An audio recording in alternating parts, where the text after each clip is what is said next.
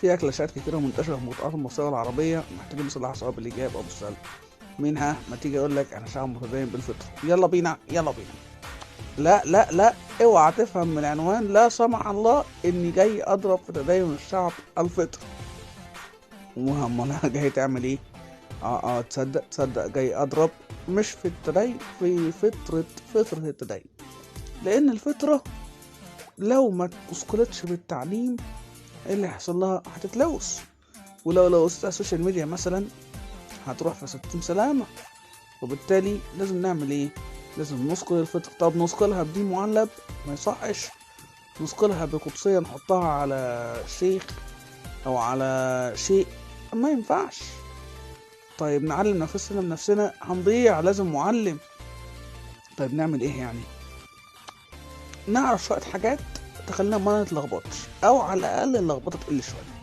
منها واحد، في عندنا مرجعية أساسية هي اللي بنرجع لها، اللي هم إيه؟ الكتاب القرآن الكريم والسنة الصحيحة سيدنا النبي اللي جمعت في الكتب الصحاح اللي انتم عارفينهم وعلى رأسهم البخاري ومسلم. 2، نعرف ان ربنا قال لنا في الكتاب انه هيكون عندنا جزء محكم وجزء متشابه. المحكم ده هنسلم بيه خلاص. طيب والمتشابه هندور علشان نعرف الصح من الغلط، او على الاقل الافضل والانسب، وده هنعرفه من خلال العلماء، من خلال الكتب.